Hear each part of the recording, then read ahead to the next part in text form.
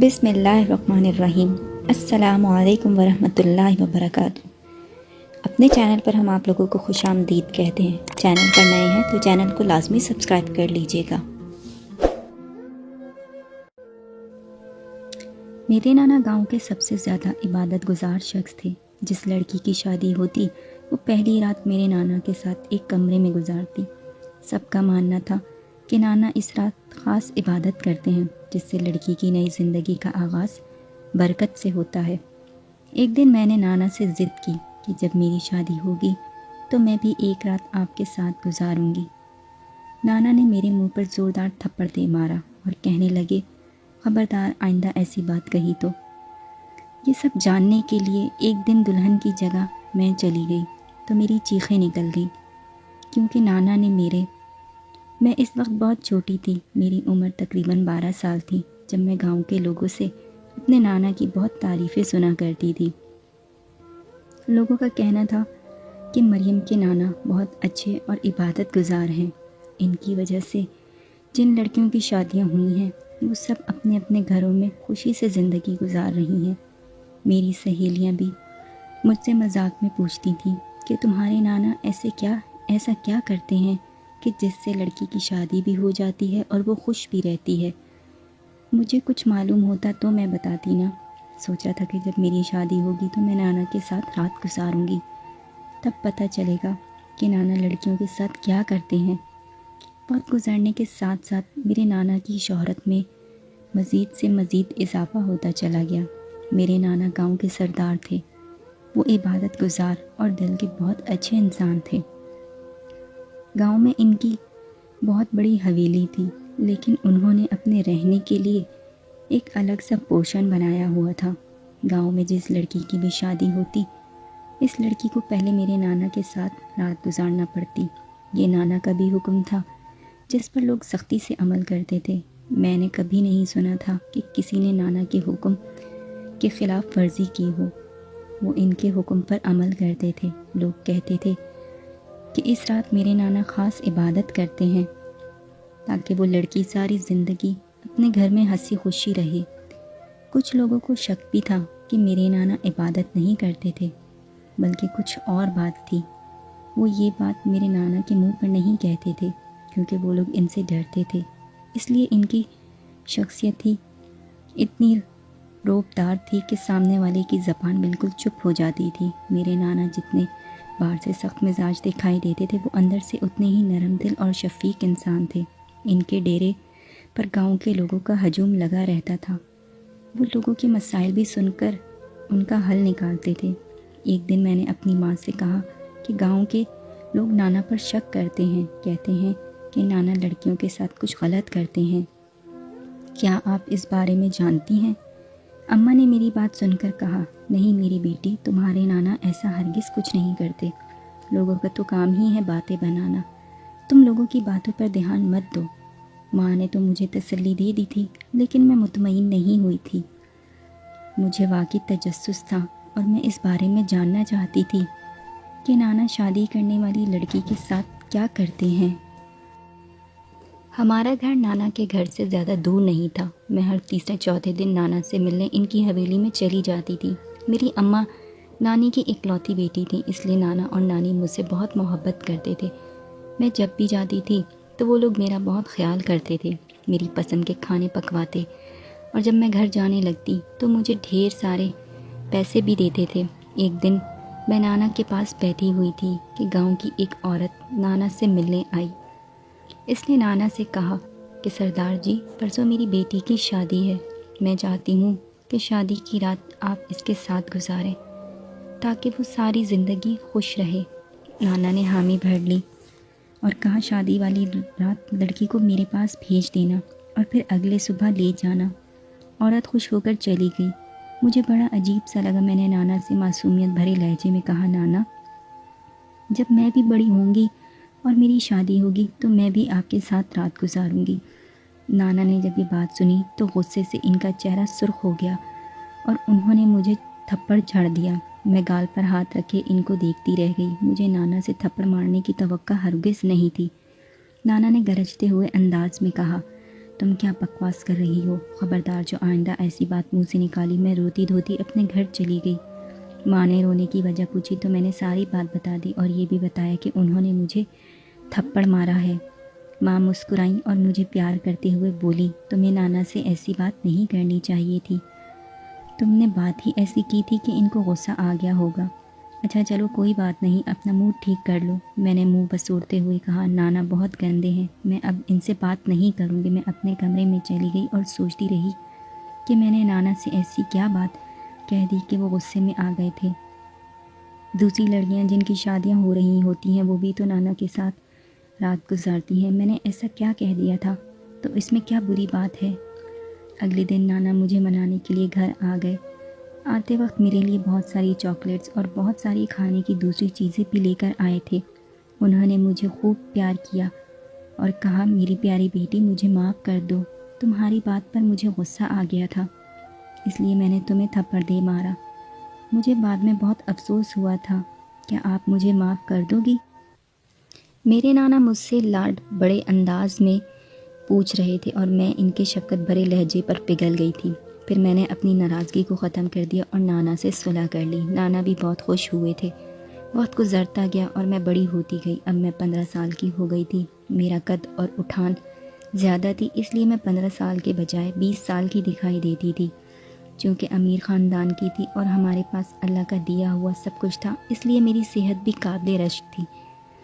میرے نانا بھی کافی عمر رسیدہ تھے۔ ان کی عمر 55 سال تھی، لیکن وہ اس عمر میں بھی کافی صحت مند تھے۔ جتنی بھی لڑکیوں کی شادی ہو چکی تھی، انہوں نے شادی کی پہلی رات نانا کے ساتھ گزاری تھی۔ میں نے کبھی نہیں سنا تھا کہ جس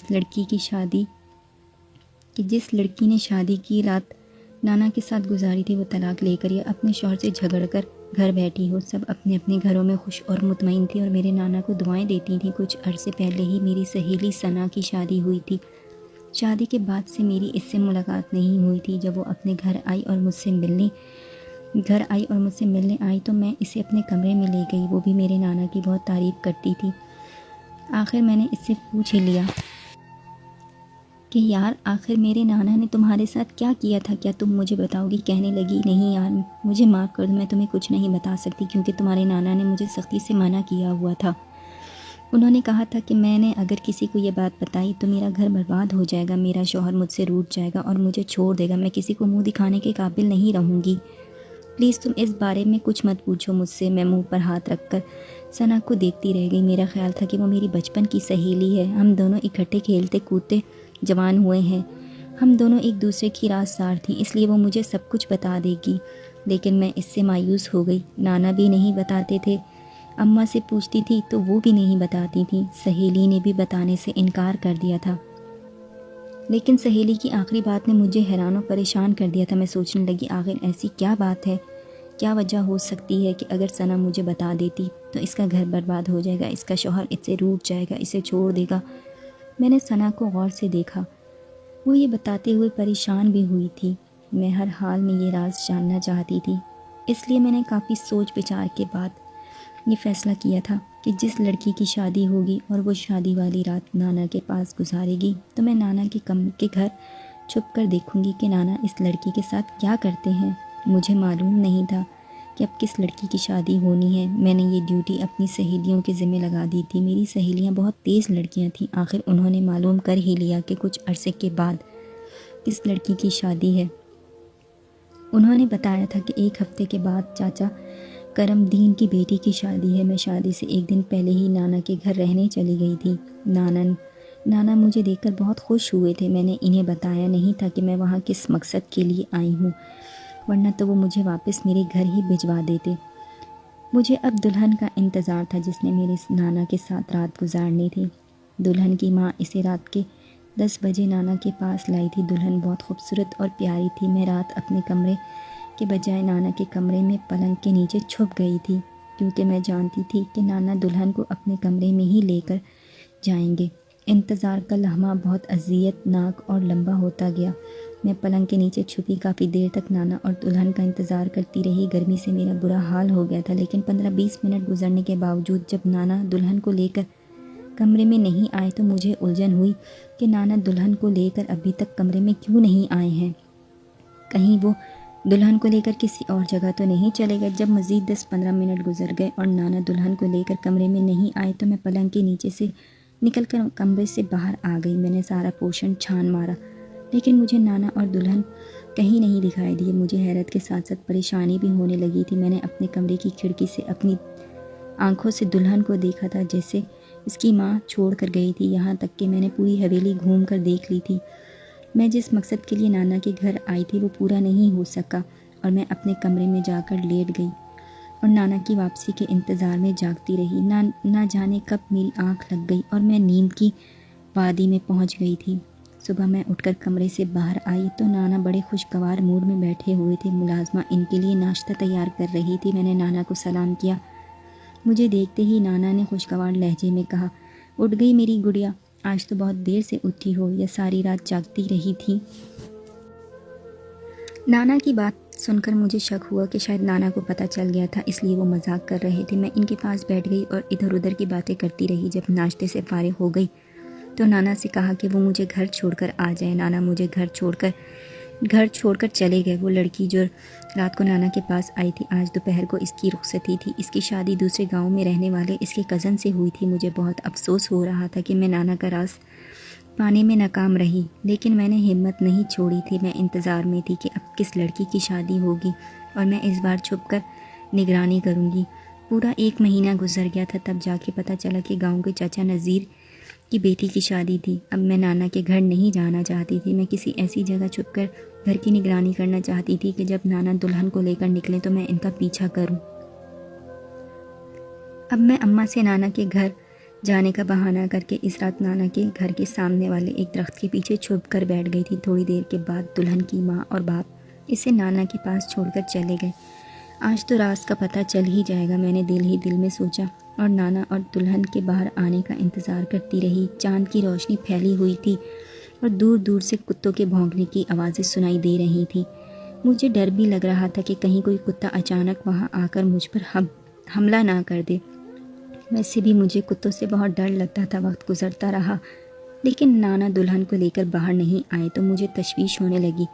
ابھی میں الجھ گئی تھی کہ نانا دلہن کو لے کر باہر کیوں نہیں آئے۔ جب مزید کافی دیر گزر گئی تو میں نانا کے پورشن میں چلی گئی۔ نانا کے کمرے میں جھانکا تو میری اپنی روح فنا ہوتی ہوئی مجھے محسوس ہوئی، کیونکہ نانا کا کمرہ خالی تھا۔ میں نے سارا کمرہ یہاں تک کہ اٹیچ باتھ روم بھی جا کے دیکھ لیا۔ نانا نہ وہاں تھے اور نہ ہی وہ لڑکی، وہ دونوں تو یوں غائب تھے جیسے گدھے کے سر سے سینگ۔ میں نے دوسرے کمروں میں بھی جھانک کر دیکھ لیا تھا اور آخر کار مایوس ہو کر واپس گھر لوٹ گئی۔ اماں اور ابا سو چکے تھے۔ میں نے بستر پر لیٹ کر سوچا، یا اللہ یہ کیا ماجرا ہے، نانا لڑکی کو لے کر کہاں اور کیسے غائب ہو جاتے ہیں۔ الجھن تھی کہ حل ہو جانے کا نام ہی نہیں لے رہی تھی اور بڑھتی چلی جا رہی تھی۔ میں پریشان اور کھوئی سی رہنے لگی تھی۔ اماں نے میری یہ حالت دیکھی تو وہ بھی پریشان ہو گئی۔ ایسے لگا کہ شاید وہ مجھے کسی سے عشق ہو گیا ہے اور میں اسی کے خیالوں میں کھوئی رہتی ہوں۔ اماں کے ذہن میں یہی تھا کہ میں کسی کے عشق میں مبتلا ہوں۔ میں نے امی سے کہہ دیا کہ ایسی کوئی بات نہیں ہے، میں کسی کے عشق میں مبتلا نہیں ہوں۔ میں ان لڑکیوں میں سے نہیں ہوں جن کو اپنے ماں باپ کی عزت کا ذرا بھی خیال نہیں ہوتا اور وہ لڑکوں سے عشق لڑاتی پھرتی ہیں۔ میری بات پر اماں حیرانگی کا شکار ہوئی۔ اس نے مجھ سے اگلوانے کی بہت کوشش کی کہ آخر میں کس وجہ سے پریشان رہنے لگی ہوں۔ میں بھی اماں کی بیٹی تھی۔ جب اس نے مجھے نانا کس کا راز نہیں بتایا تو پھر میں کیسے اسے اپنی پریشانی بتاتی، اس لیے میں نے اماں کی بات ٹال دی تھی۔ ایک دن میری سہیلیوں سے ملاقات ہوئی تو میں نے انہیں ساری بات بتا دی۔ ہم اس حوالے سے کافی باتیں کرتی رہتی تھیں اور آخرکار ہمارے درمیان طے پایا کہ اب جس لڑکی کی شادی ہوگی اس کی جگہ میں دلہن بن کر نانا کے پاس جاؤں گی۔ میں نے اپنی سہیلیوں کی ڈیوٹی لگا دی کہ وہ گاؤں کے لوگوں پر نظر رکھیں اور جس لڑکی کی شادی ہونے والی ہو مجھے اس بارے میں آگاہ کریں۔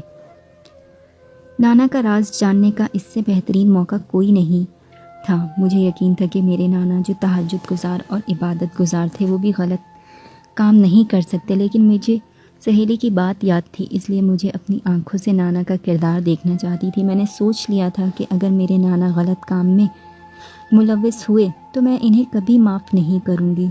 ان سے رشتے ناتے سب کچھ ختم کر دوں گی، بلکہ انہیں پولیس کے حوالے کر دوں گی۔ اس راز کے بارے میں جاننے کے لیے مجھے اس بار 2 مہینے انتظار کرنا پڑا تھا۔ میری سہیلیاں مسلسل کوشش میں لگی ہوئی تھیں کہ ایک دن آ کر مجھے بتایا گیا کہ رات گاؤں کے چاچا کرامت کی بیٹی تارا کی 1 ہفتے کے بعد شادی ہے۔ چاچا کرامت سے ہماری اچھی خاصی جان پہچان تھی۔ ہم دونوں گھرانوں کا ایک دوسرے کے گھر کافی آنا جانا تھا۔ شادی کی تیاریاں شروع ہو چکی تھیں۔ جس دن تارا کی شادی تھی میں اسی دن وہاں پہنچ گئی تھی۔ تارا میرے نانا کے پاس جانے سے ڈری ہوئی تھی۔ مجھ سے کہنے لگی، یار کسی طرح میرے گھر والوں کو سمجھاؤ، میں تمہارے نانا کے پاس نہیں جانا چاہتی، پتہ نہیں وہ میرے ساتھ کیا کریں گے۔ یہ سوچ کر ہی میں ڈری ہوئی تھی۔ میں نے اسے سمجھایا کہ ٹھیک ہے، تم پریشان مت ہو، اگر تم نہیں جانا چاہتی ہو تو نہ جاؤ، تمہاری جگہ میں چلی جاؤں گی، بس تمہیں میرے ساتھ تعاون کرنا ہوگا۔ وہ مان گئی تھی۔ مجھے رات کو ہی جانا تھا۔ ویسے بھی اماں کو بتا رہی تھی کہ میں تارا کی شادی میں جا رہی ہوں۔ اماں اور ابا شادی میں شریک ہوئے تھے۔ جب شام کو وہ گھر جانے لگے تو مجھے بھی کہا کہ ہمارے ساتھ چلو، لیکن میں نے کہا کہ میں آج رات تارا کے گھر ہی رہوں گی۔ پھر اس کی جگہ میں دلہن بن کر بیٹھ گئی۔ میں جانتی تھی کہ تارا کی امی مجھے رات کے وقت نانا کے گھر چھوڑ کر آئیں گی۔ مجھے رات کا انتظار تھا۔ جب مجھے لینے تارا کی امی آئیں تو میں نے اپنے اوپر گھونگھٹ اوڑھ لیا اور تارا کی اماں اور ابا مجھے موٹر سائیکل پر بٹھا کے نانا کے گھر چھوڑ آئے۔ میں نے خود پر سے گھونگھٹ نہیں ہٹایا تھا تاکہ نانا مجھے پہچان نہ لے، ورنہ وہ غصہ ہو جاتے اور مجھے تھپڑ مار دیتے۔ نانا نے مجھ سے پوچھا کہ کیا تم کچھ کھانا پینا چاہو گی، تو میں نے بولنے کے بجائے سر ہلا کر انکار کر دیا۔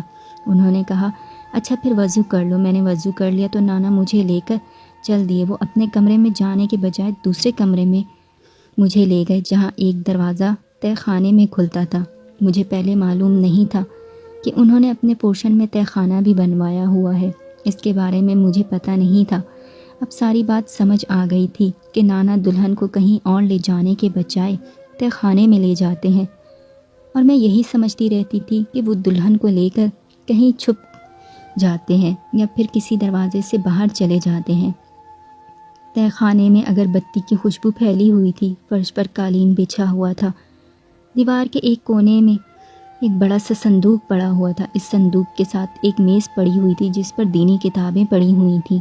نانا 2 جائے نماز بچھائیں اور مجھ سے بولے، بیٹے 2 رکعت نفل ادا کر لو، پھر باتیں کریں گے۔ اتنا کہہ کر نانا نیت باندھ کر نفل ادا کرنے میں مصروف ہو گئے۔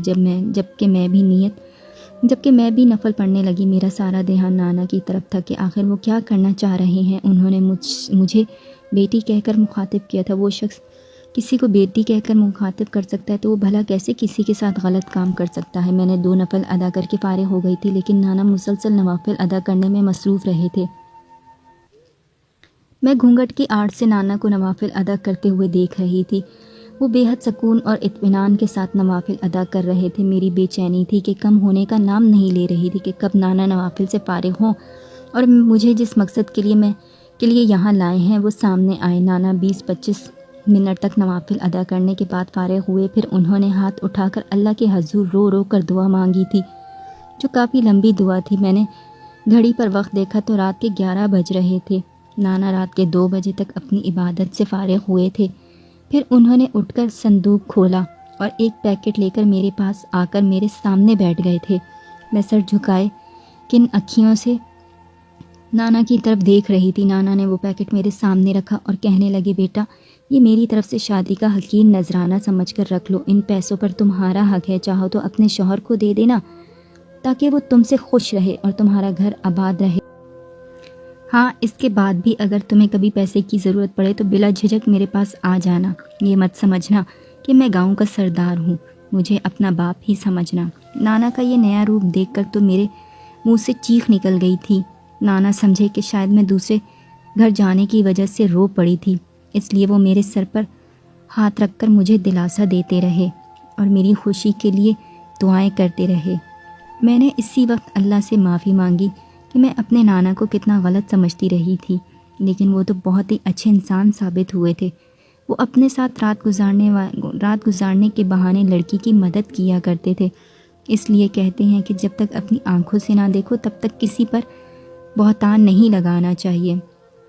میں نے خود کو لعنت ملامت کی کہ نانا اوپر اپنے کمرے میں چلے گئے اور میں وہیں سو گئی۔ صبح تارا کے والدین مجھے تارا سمجھ کر لے گئے تو میں ان کے ساتھ چلی گئی۔ جب میں نے جا کر ساری بات تارا کو بتائی تو وہ حیران رہ گئی۔ میں نے لفافہ کھولا تو اس میں پورے 1,00,000 روپے تھے۔ میرے نانا بہت امیر تھے۔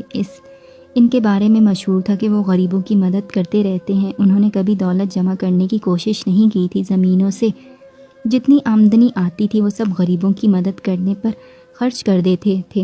یہی وجہ تھی کہ گاؤں کے لوگ ان سے بہت خوش تھے اور ان کی صحت و سلامتی کے لیے دعائیں کرتے رہتے تھے۔ میرے نانا کو اس دنیا سے گئے ہوئے 10 برس گزر چکے تھے، لیکن گاؤں کے لوگ آج بھی نانا کے گن گاتے ہیں، ان کی بخشش کے لیے دعائیں کرتے ہیں۔ میں سوچ رہی تھی کہ آج امیر لوگ میرے نانا کی طرح ہو جائیں تو کسی غریب کی بیٹی کی شادی میں تاخیر نہیں ہوگی۔ امید کرتی ہوں کہ آپ کو میری یہ کہانی پسند آئی ہوگی۔ چینل پر نئے ہیں تو چینل کو لازمی سبسکرائب کیجیے گا۔ پھر حاضر ہوں گی نئی کہانی لے کر، تب تک کے لیے اللہ حافظ۔ اپنا اور اپنے پیاروں کا خیال رکھیے گا۔